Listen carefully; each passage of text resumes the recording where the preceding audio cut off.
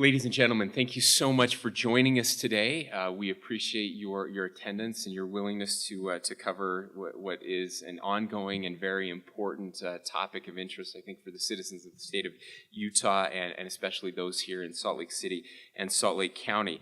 We appreciate that. I'll give you just a quick run of show. We have here behind me, if I have my information here, it's on the other side. Thank you. I'm Lieutenant Governor Spencer Cox. We have with us Speaker Greg Hughes, President Wayne Niederhauser, who will both be addressing us. Commissioner Squires will be talking about law enforcement. Following Commissioner Squires, Chief Brown with Salt Lake City PD will be talking about the impacts on Salt Lake. We have Noella Sudbury here with us. She is representing the county, Salt Lake County. Thanks for being here with us, Noella. Pamela Atkinson, whom you all know, is also with us. We have Lisa Heaton with the House of Hope, who is also joining us here today. And so the order will go, just again to make sure we have that right. Speaker Hughes will follow me, followed by President Niederhauser, Commissioner Squires, Chief Brown, Noella, and then Pamela Atkinson. And then I'll wrap things up and we'll have some time for questions and answers. I want to excuse both Mayor McAdams and Mayor Biskupski, who both had conflicts, and send their regrets that they were not able to make it today. But again, they are both represented here. So let me just begin, again, by thanking you for being here. It's been 2 months since we started Operation Rio Grande, and we felt it was important to come back together to share what has happened, some of the successes, some of the challenges that still are before us. It has been, I think, as difficult as anticipated. We have overcome many challenges, and there's still more to go. It's been a fascinating experience. If you'll remember, we had a press conference about 2.5 months ago with many of the people that are standing here behind me. The governor had convened a meeting and brought everyone together. The speaker and president were there. We had the mayors there. Our law enforcement were represented. And we came and said to all of you that we have to do something. It's been too long. Things have become too chaotic. The lawlessness has taken over in the Rio Grande area. And it's time that we come together as a state to do something about it. Over the next few weeks and now months, we worked tirelessly together. I want to commend the people behind me, again, as well as both mayors. We've never, at least in my experience, seen the state come together with the city and county to work on an issue of this great import and to work together so seamlessly. Doesn't mean there haven't been some seams, but we've been able to work through those seams and work together and come to conclusions that benefited the people of the state of Utah and our friends experiencing homelessness in this area. And so, if you'll remember, we had kind of a twofold mission. The first was to restore safety and order in the Rio Grande neighborhood. And the second is to provide a safe environment for our friends who are experiencing homelessness and to help change the outcomes of addiction and homelessness over time. And we will be measuring those things. One of the things that is really important to us is to decrease the average length of stay in the homeless shelter. We want people to get the help they need. We want them to get back on their feet, and we want them to become productive members of society, to enjoy their lives, and to achieve the American dream. That's what this is all about, is helping people and keeping people safe. 2 months in, we are not here to. We don't have the victory banner up above us. We're definitely not there. We have a lot of work left to do, but we have achieved some very important things. And I know the speaker will talk more about this, but if you spent any time down in the Rio Grande neighborhood, you will see that we have made significant improvement on the safety issue. That we have been able to clean up that area, that we have made it safe for residents there, we've made it safe for businesses, and just as importantly, we've made it safe for those that are taking advantage of the services that are being provided in that neighborhood as we prepare for changes in services that will be coming in 2019, which is also very important to what we're doing today. So the purpose of today, again, is to provide an update. Make sure that we answer any questions that you might have. And so we'll go ahead with that, and I'll turn the podium over to Speaker Hughes.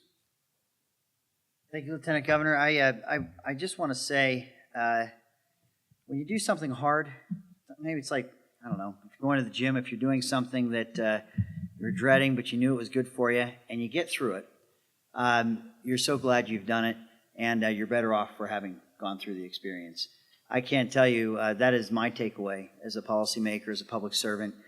We've taken on a very tough issue, and we have harmonized our political subdivisions, our budgets, our coordination with service providers, with law enforcement, with social workers, and none of that I would ever call easy, but it has been incredible to work with leaders of our community and to see people come together and get outside of our lanes and do something that hadn't been done before.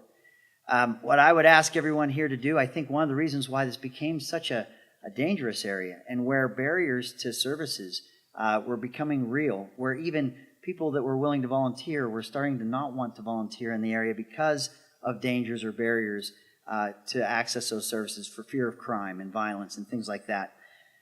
People were not in that area. I became an advocate of this because I spent some time down there and saw some things with my own eyes that impacted me on a very personal level.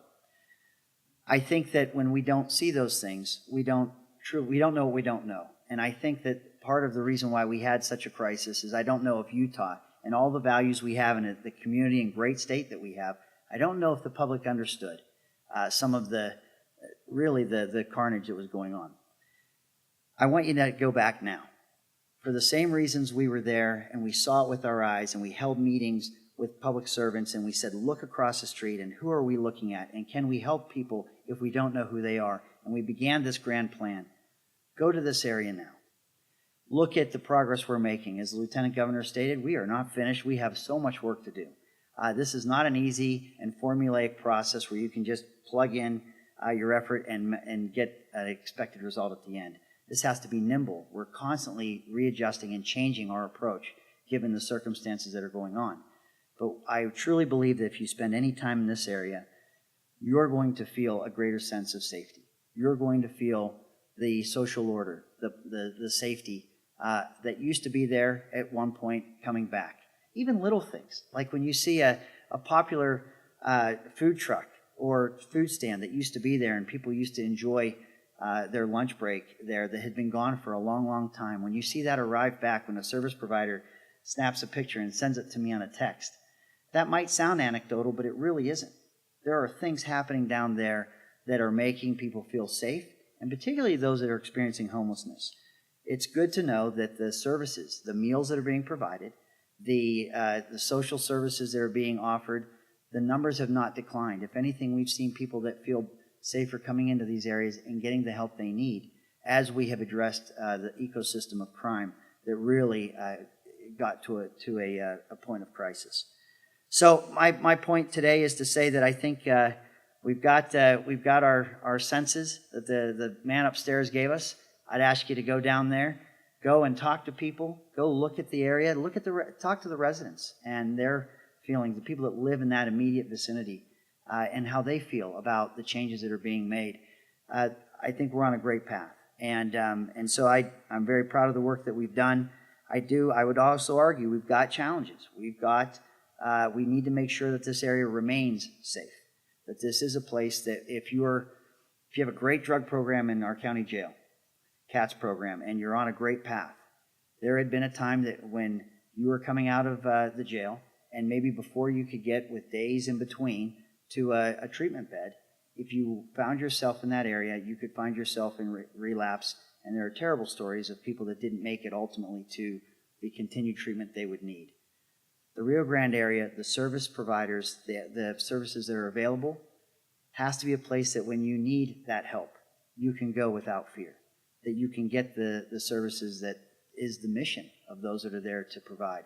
I believe that's occurring, and we can continue to do a better job of enhancing that and providing the beds and all the work that we've described as we began this process. That is a work in progress, and we continue to work towards that. But in this 2-month update, I think that it is now safe enough to tell you to go down. Come down there, join us, be there, see what's happening, and I think you would be pleased with the work that's going on right now. Thanks.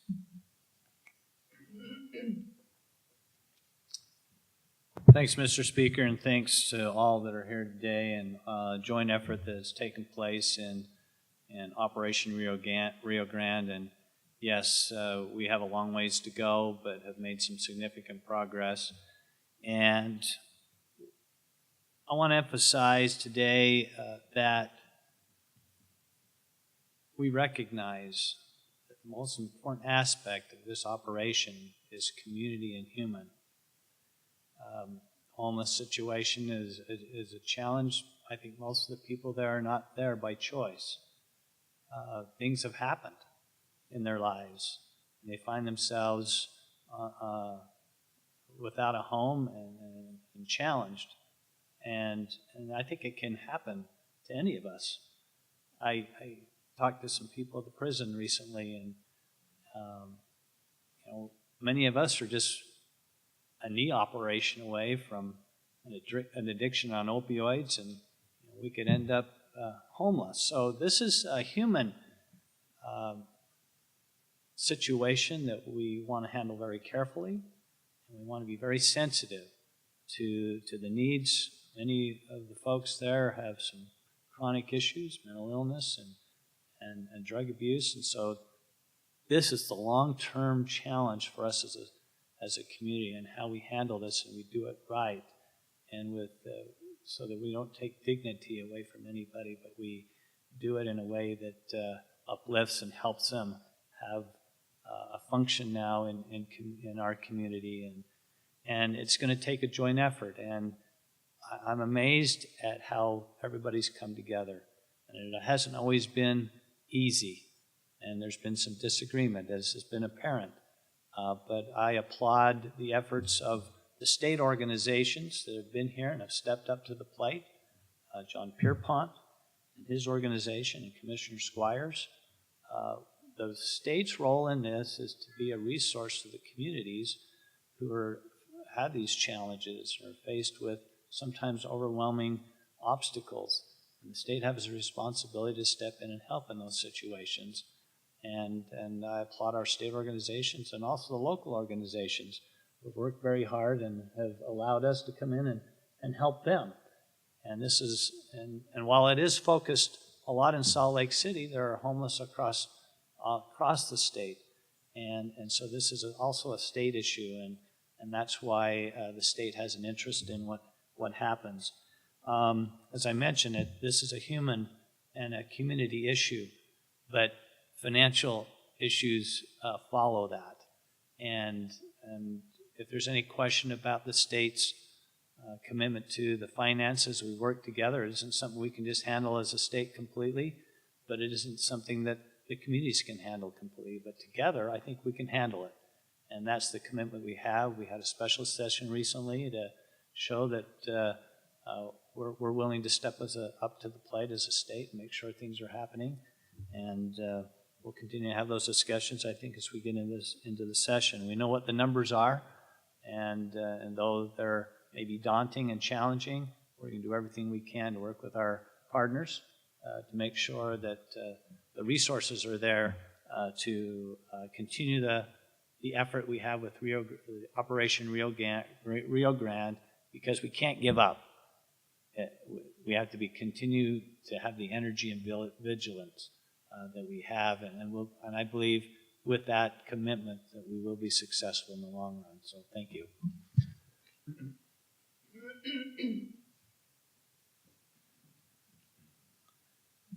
Good morning. My opportunity this morning is to share with you some information regarding the ongoing law enforcement operation that's taken place, none of which of what we've been able to do would be possible if it wasn't for the fact that Chief Brown, Salt Lake City, the other partners that we've had, Department of Corrections, along with Salt Lake County Sheriff Rivera, those that we work with, setting aside those things you hear about sometimes as far as jurisdictions and the tie to ego, and sometimes get in the way of just doing the right things for the right reasons. And really it comes from relationships that are built in advance of a crisis, and the way that we're able to come together. So I just would like everybody to really have an appreciation for that, because it unfortunately isn't something that just naturally happens every place, and really is a credit to those individuals at every level who have been working this operation on the law enforcement side with the support of our elected officials, who I've also not seen come together in a way that they have in this operation and given us the support we've needed. President Niederhauser talked about the human side of things, very much a part of the law enforcement part of this operation too. My troopers and agents are sharing with me, because this is all a lot of new experiences for them. Their regular jobs have been in patrol cars, where they deal with one individual at a time, but this is true community-related policing, and they're now interacting on a daily basis with the same individuals, understanding more of what their problems are, understanding more of what their needs are, and that relationship that they have in this environment with those who provide the social services and treatment services is huge. It didn't all come together perfect at once, but every time I hear that we've just increased the opportunities for treatment beds by 20-something, to me that's a great step forward, and something that I don't think we would have seen on the accelerated pace in many years if it weren't for all of the individuals who have come together for this operation. I'm careful also not to get hung up in numbers. We publish the arrest numbers for you and promote that every week.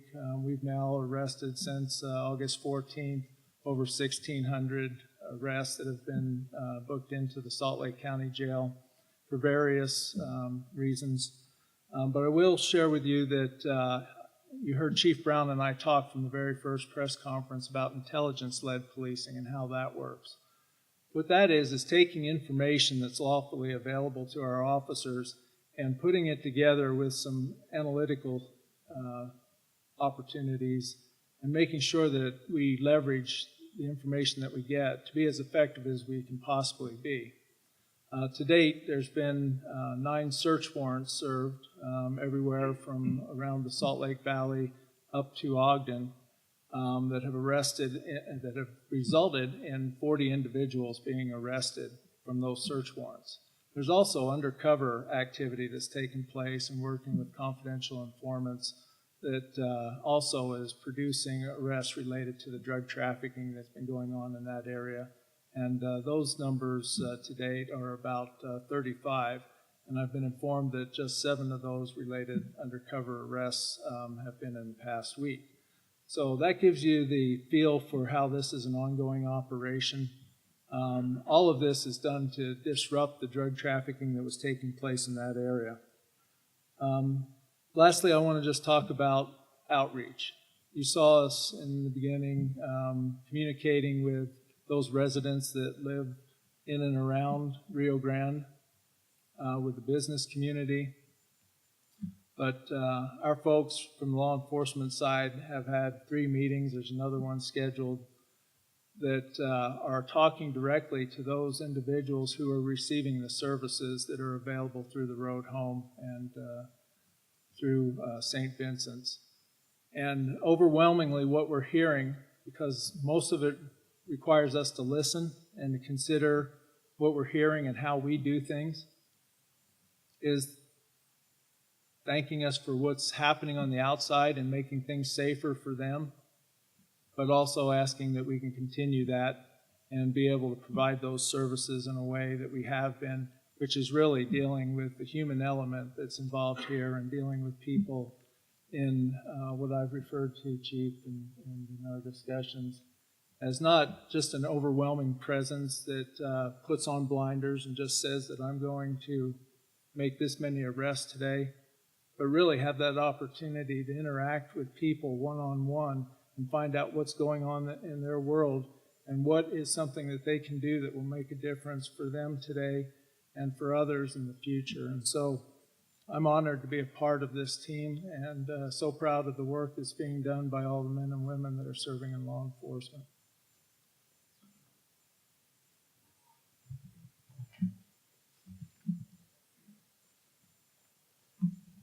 Thank you, Commissioner.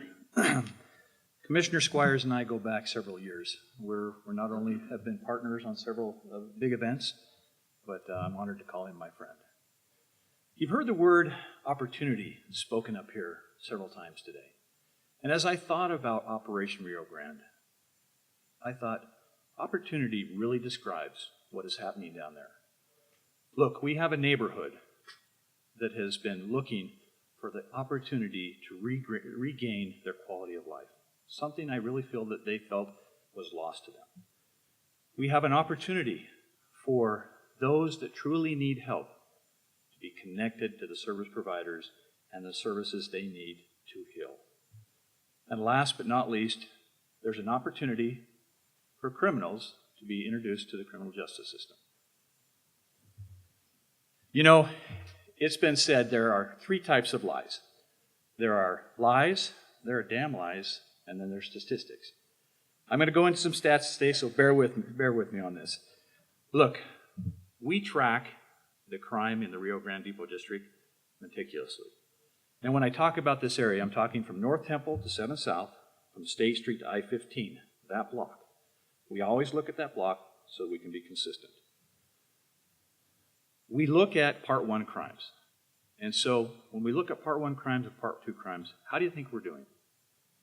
Part 1 crimes are the more serious crimes. Those are the ones that the FBI tracks. Those are your violent crimes. Those are the ones that people regularly report.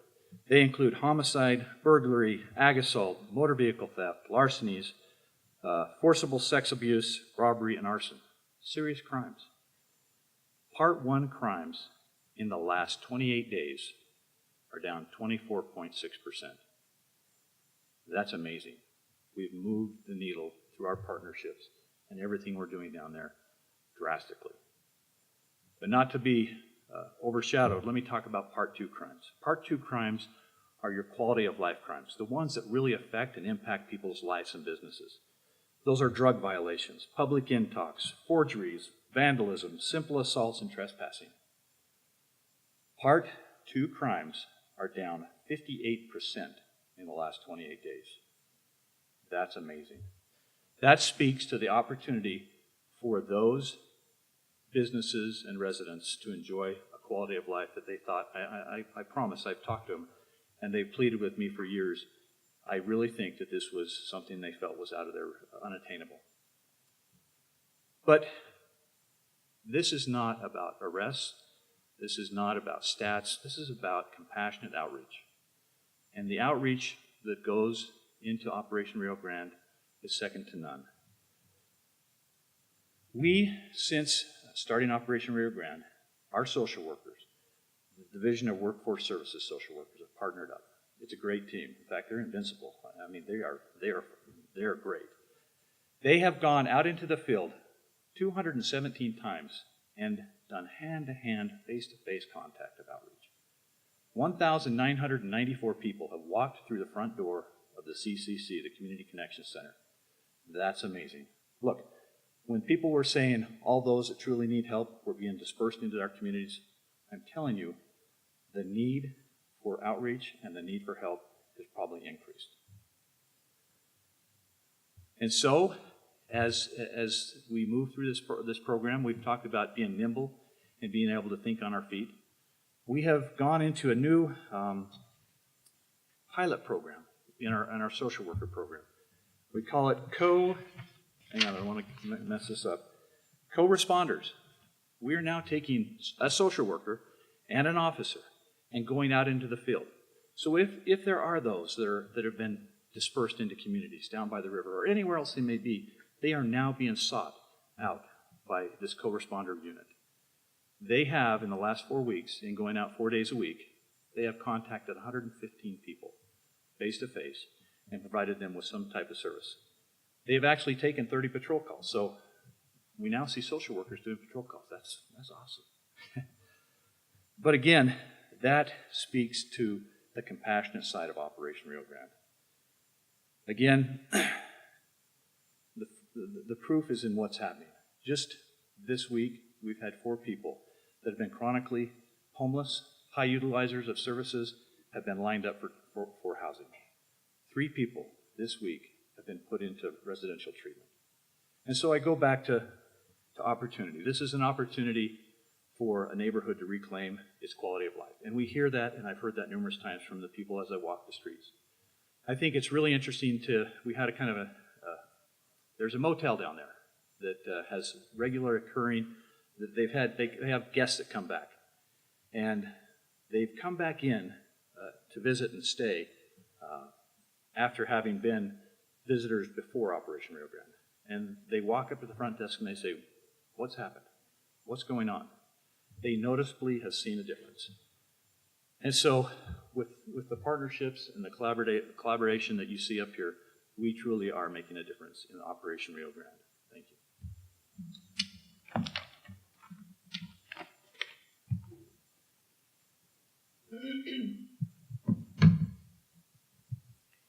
Good morning. I'm Noella Sudbury, Senior Criminal Justice Policy Advisor to Salt Lake County Mayor Ben McAdams. I'm here to give you a quick update on treatment and our new drug court. Since Operation Rio Grande launched in August, we have been able to greatly expand access to treatment. We have funded and opened 15 new detox beds at Volunteers of America and 61 new residential treatment beds at House of Hope, Odyssey House, and First Step House. I want to recognize Lisa Heaton, who is here today from House of Hope. Lisa, thank you for your partnership and support of this effort. You have an amazing program, and we are so lucky at Salt Lake County to work with you. We have also created a brand new drug court and have screened close to 400 individuals for participation in that program. Of those screened, 80 people were identified as good candidates, and after meeting with their attorneys, were interested in participating in a clinical assessment process to determine their needs, their level of care, and their eligibility for our new drug court program. Most of those individuals are now actively engaged in structured treatment programs. The 80 assessments that occurred in the jail only happened because of the commitments and collaboration of this partnership here. That includes the commitment and leadership of Salt Lake County Sheriff Rivera, her incredible county jail staff who has let us come into the jail to meet with these people, treatment service providers in the community, County Criminal Justice Services, our District Attorney's Office, Behavioral Health Services, and Salt Lake Legal Defenders. So many people have come together to make this possible. I want to talk for a minute, as others have, about the human side of things. In working on this, I've met individuals of all backgrounds and have seen how addiction affects everyone. These are real people with children, with parents, some are even grandparents. Many of them have lived productive lives before they became addicted to drugs. Most of them have a really, really positive attitude. Many of them sat next to me in the jail just a couple weeks ago, shedding tears of gratitude for the opportunity to turn their lives around. They are committed to being sober, and they want to get back on their feet. Many of them have told us that they are thankful for Operation Rio Grande, because without it, they wouldn't have had a shot. I'm really grateful to see so many people positively affected by this program, getting their lives back and on the path to self-sufficiency. Treatment is a critical component of Operation Rio Grande, and we must continue to invest in it to succeed. Thanks.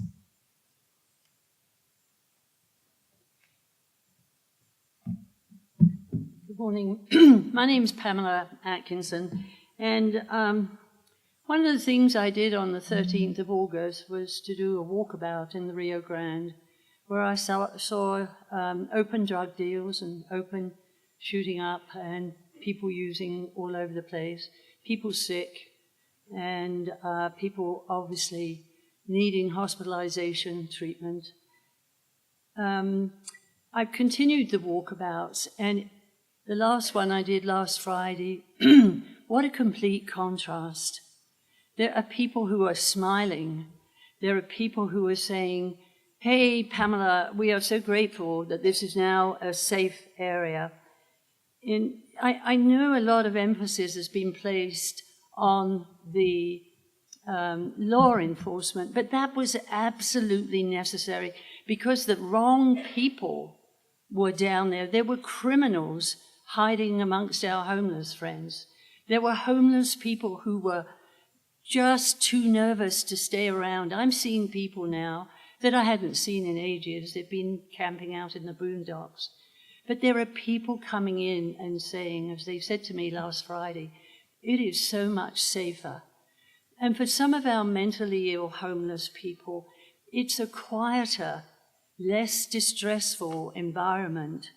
A couple of months ago, one of the mentally ill people, he told me I was just a piece of shit, and I said to him, you know, I'm really sorry you feel the way. Is there anything I can do for you? And he told me to F off.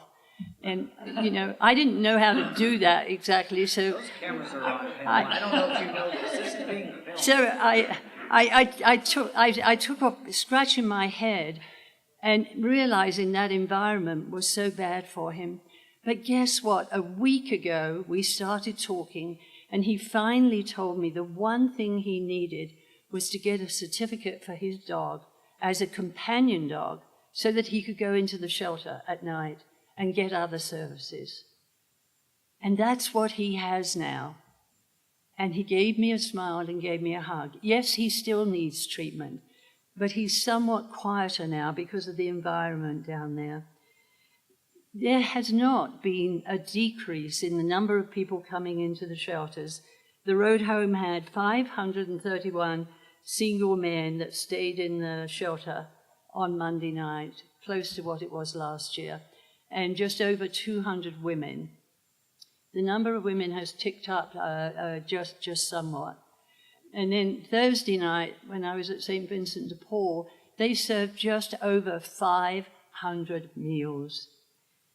I think as the wrong people have been moved out, arrested, working in tandem with law enforcement, and looking at the social workers, looking at the caseworkers, John Pierpont, your caseworkers, there they were on Friday, taking photos for the ID cards and also checking people in and taking the fingerprints. And people were lining up to have their ID card.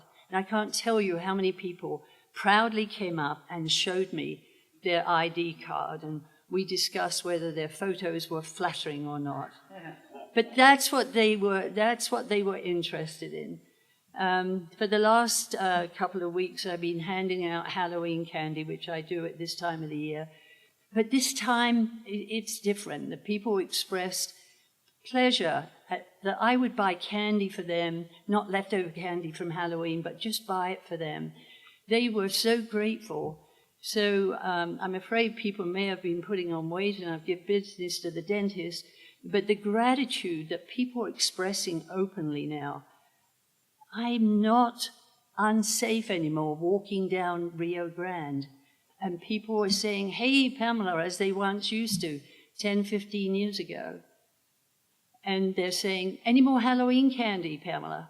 Well, I busted the budget. I've given out 17 pounds of Halloween candy, but oh, so gratefully received by people who were numb with drugs just a month or two ago, who were upset and couldn't sleep and didn't feel safe, and who were mentally ill. We, as a team, have made an incredible difference in people's lives down there. Have we concluded that all the problems are fixed? Absolutely not. We know there are still problems down there. We know we need more beds. We know there are pieces of the puzzle that still need to be found and put in place. But the fact is we've made a huge dent in what was going on down there on August the 13th. We are helping people as a team turn lives around. And I, for one, am proud to have been part of the law enforcement team, as well as the treatment team, as well as the jobs team, and working with all the people, you know, team, T-E-A-M, together, everyone achieves more. And that's what we've been able to do for our homeless friends in the Rio Grande area since August the 14th. Thank you. Thank you, Pamela. Just a few closing words, and then we'll open it up for additional questions. I hope you listen closely, and what you heard today, I want to underscore something. We, as a state, as a county, and as a city, have never been more engaged with our friends experiencing homelessness ever in this state. There is more engagement going on, more communication, more help, more hope going on than ever before. I hope you listened to something that Commissioner Squires said. They are routinely, law enforcement, together with Chief Brown, are routinely holding meetings with groups of homeless people just to listen to them and hear what's happening in their lives and hear what their concerns are, what they're worried about, what they need help with. That's, to my knowledge, never happened on that scale before. We have daily interactions with just about all of our homeless friends in that area with somebody, whether it's our outreach programs, as Chief Brown mentioned, whether it's service providers within those institutions, our Department of Workforce Services. We are engaged at a level we've never been engaged with before, and that's critical moving forward. Now, first phase was law enforcement. Second phase is treatment. We're well within that second phase right now, the treatment phase, which is important. You've heard about the new beds that are open. That's critical. You know, we've talked about this often. We need more beds. We are still anxiously engaged with the federal government on getting our Medicaid waiver. We have been told that is still on track. As you know, we did hit a bump in the road when Secretary Price resigned, and basically in the very meeting that the Speaker and the Governor were in with Secretary Price to talk about our waiver. So that wasn't the best timing in the world. Nonetheless, those conversations are still happening. They are still going forward. We are getting nothing but positive back from the federal government saying it's still on track. We feel like this is going to happen. So we're holding on to that. We're working on that. The last thing I want to say is this.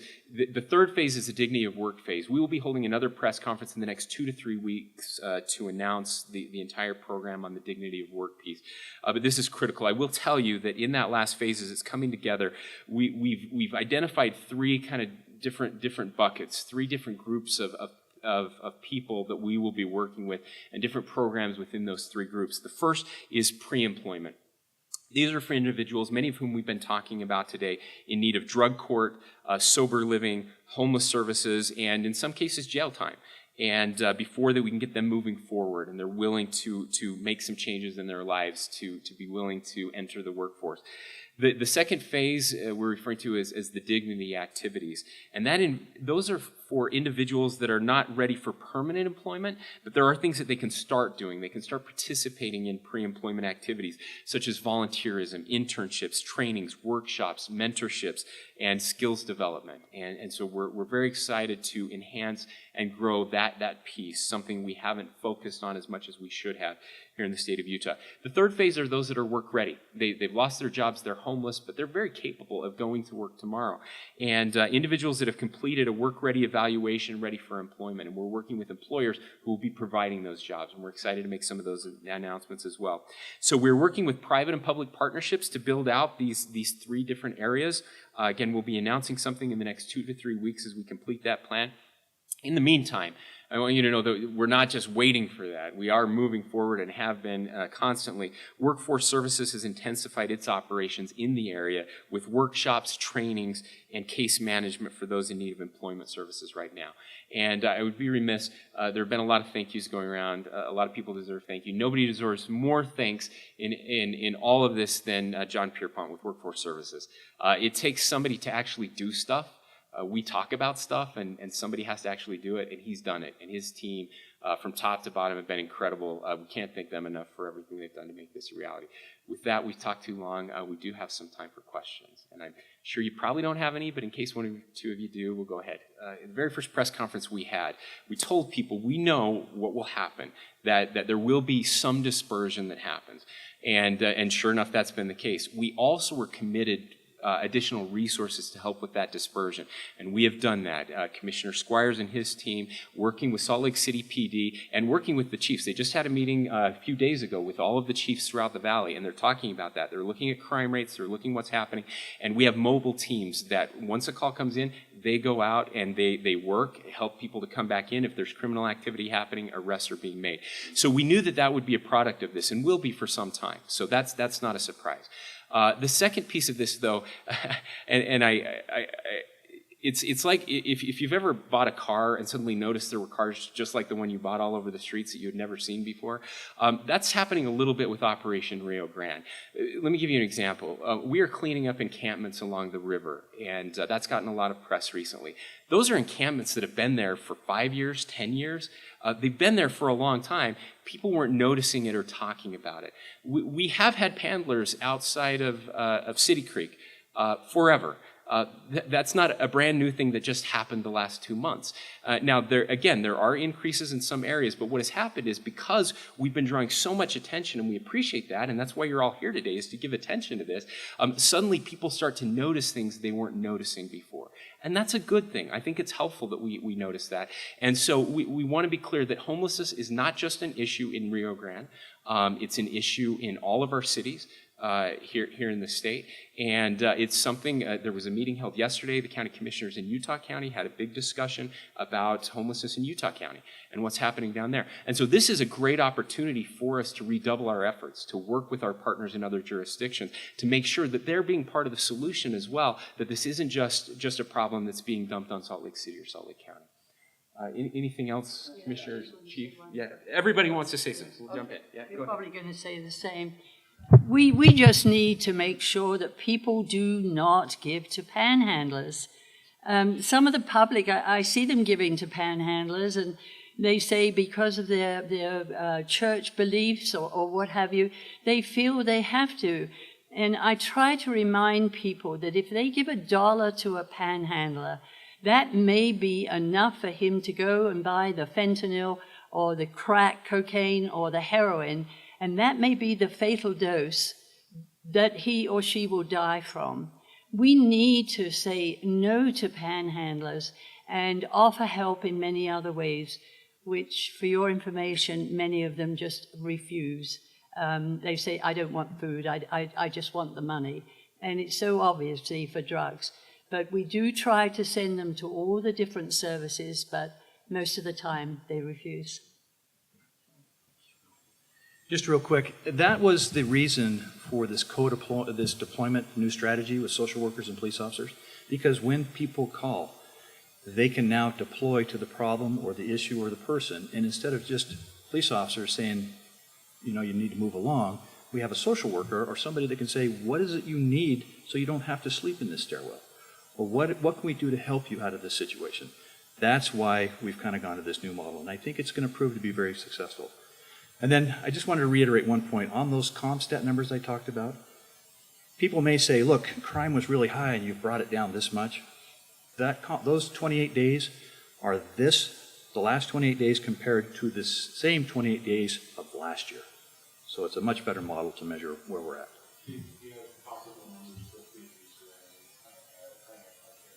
Yeah. No, it hasn't. It's actually gone down in many of the districts in the city. And we will have that available on a link hereafter. I just want to add real quickly. There was a statistic that the Volunteers of America showed me before we began Operation Rio Grande that I would always preface with, I don't know that I believe this statistic, but we're being told that 40% of the population in that area have other options or places that they could go. And but after we saw the Operation Rio Grande get underway, there hasn't been a person-for-person dispersion. There has been this, there's smaller populations that we're talking about, whether it be in Operation Rio Grande, in the Rio Grande area, or even those that we're seeing that are dispersing. I will say this, I take no offense to the people on the Facebook live stream that are bringing this up. I thank them for bringing this up. I think every single community needs to fight for their community and make as well known as possible the things that they are seeing and make sure that we know. We are coordinating. We have set aside budget dollars so our law enforcement can coordinate with the law enforcement in these jurisdictions to make sure we're addressing those issues. So please, as you're seeing this, don't just shake your head and lament that these things are going on.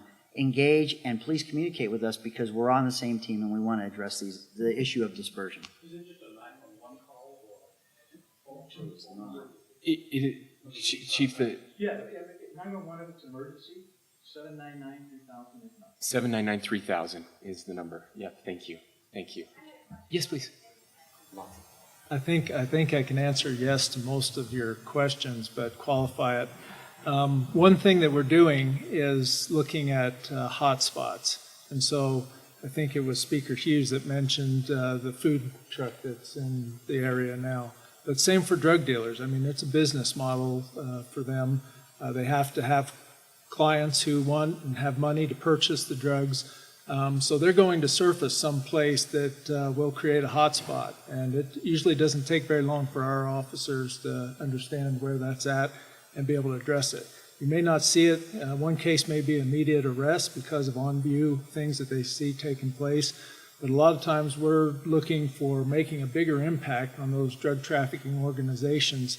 And so you'll see us go in and do undercover buys, and that's the arrest that I talked about that will happen like a week or so afterwards related to that. But it all ties into that intelligence also that we mentioned in understanding how this buy right here and this person who's selling drugs is connected to the person that's supplying him and far up the chain.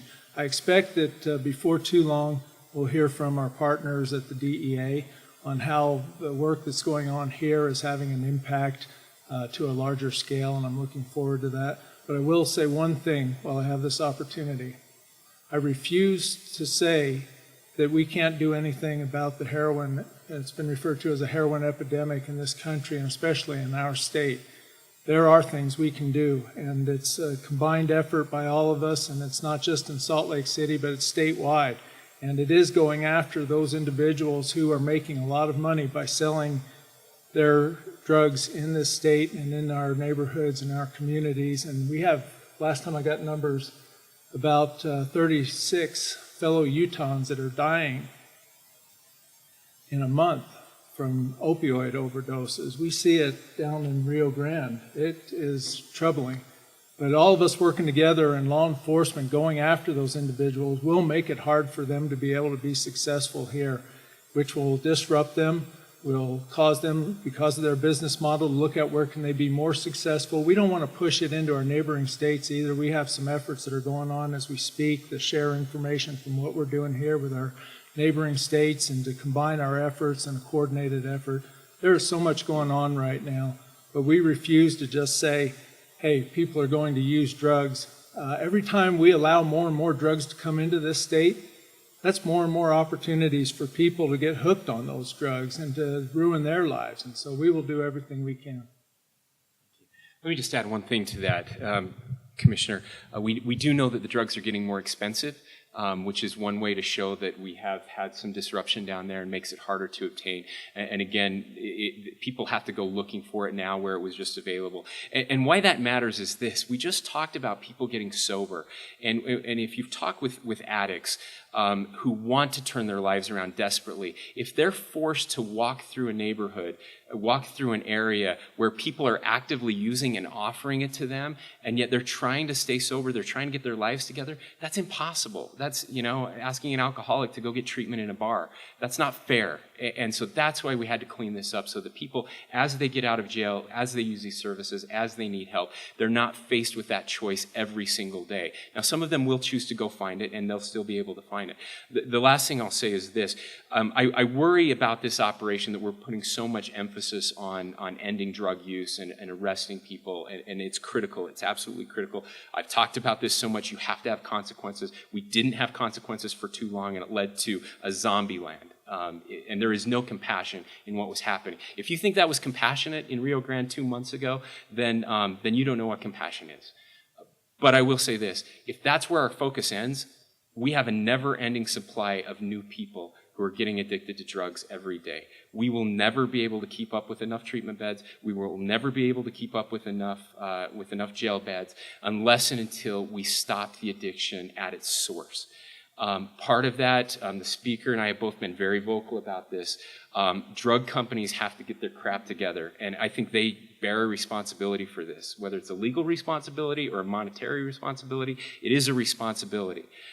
We need the help of doctors. We need the help of insurance companies. We need the help of moms and dads and husbands and wives and friends and teachers and neighbors to understand that you shouldn't be, as the Senate President said, you should never be a knee surgery away from laying on the street with a needle in your arm in Rio Grande. We have to do more. We have to care about this. And it's also about the soul. It just is. We have to give people hope. There's a great article came out a couple weeks ago about a medical examiner in New York who just quit because he couldn't take everyday suicides and overdoses, and he went to be a pastor to try to change some lives. And we've just got to help people. Sorry, that's my soapbox. Those beds, the service providers that are now providing beds have all have plans to expand. And so that's where that's happening. And Noella probably has the exact breakdown, and we could give you those afterwards. But Odyssey House has plans for beds. A whole bunch of different groups have 20 beds here, 30 beds here, 50 beds here that are planning on that. Well, so we have some budget contingencies to help keep the beds that we've added going, so we don't take a step back. But as far as getting new beds, the treatment beds are so very expensive, and those are discussions that will be happening in the session. You know, what happens if we don't get them? How can we do this? How can we afford it? What are the budget pressures that we can do to get more beds? What we are looking at, I will tell you, is we're constantly judging and measuring the efficiency of different forms of treatment. And so we have a program that we're working with right now that helps people get sober, and I'm trying to remember the name of it. Sober Living. Thank you. For about $28 a day, I think it's been proven to be very effective in helping people get sober. And so we can't afford maybe a treatment bed, but maybe we can expand some of these programs that help as well, that aren't quite as expensive. Again, maybe not quite as good as a treatment bed, but dollar for dollar, we're getting more people help. And that's part of the budget moving forward as well. Well, that's why we need the 200 additional treatment beds. We do believe, and I went to law school because there was no math on the LSAT, so I'm going to demur a little bit on the math, but I will tell you this, that first of all, I think it's important to note that you can't talk about Operation Rio Grande without understanding the criminal justice reform that happened in the state last year, which is very important. So we have lowered some of those penalties for the arrests that are happening that were formerly felonies and are now misdemeanors. Not all of these people are addicted. Not all of these people need treatment to get out of addiction either. Another important point of this, the speaker talked a little bit about other options. Many of these people that get arrested are homeless, but if they weren't addicted to drugs, they wouldn't be homeless. They have family that would welcome them in, but they've either removed themselves or been kicked out of the house because they're not sober. For many of them, being in jail, they come out sober, and if they're willing and trying to change their lives around, they have family members that welcome them in and help them back. So it is a moving target. Yes, I would love to have 500 treatment beds and more.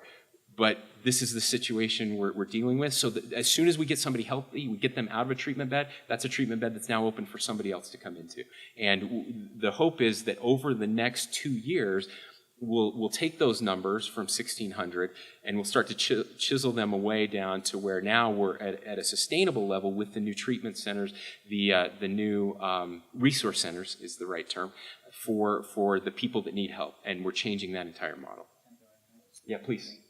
And I want to say, too, that absent the effort of Operation Rio Grande, those numbers wouldn't improve.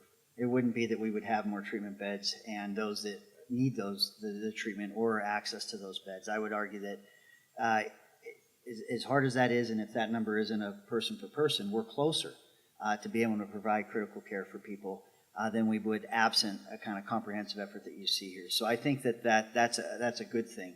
I'll tell you this, I am bullish on this waiver coming. I think we have contingency plans, and we're considering those things as responsible budget planners ought to.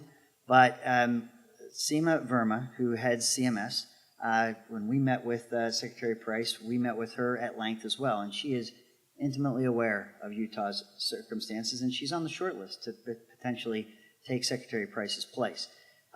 There is a relationship between Seema and Representative Dunnigan, and he has been dogged in the conferences over the summer and the occasions that he's had to interact with her. And then Last week when I was at the White House for the Pittsburgh Penguins and the Stanley Cup, honoring my Stanley Cup champions, I had an opportunity to go to the West Wing and meet with Rob Porter. He used to work for Senator Hatch. You get this blue little lanyard, so you get to be in like the West Wing and be in certain places. And his job is, I think it's what, staff secretary. It's the equivalent of what John Podesta was in a past administration, or a Harriet Mier, if those names sound familiar. It's a pretty important position. It's to the Oval Office. We sat down with my chief of staff was with me, and we spent that entire time talking about Operation Rio Grande and how it comports with the president's issue of opiate abuse and the crisis across this country.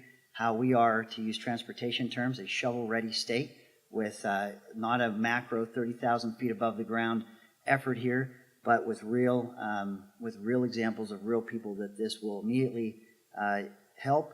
And we are stepping up, assuming that those waivers are coming, so we will not even lose time when we get that go-ahead nod. I go through all that. He brings staffers in. We talk about this at length, and then he looks at his watch and says, well, hey, guys, thanks for coming. I lost my tour.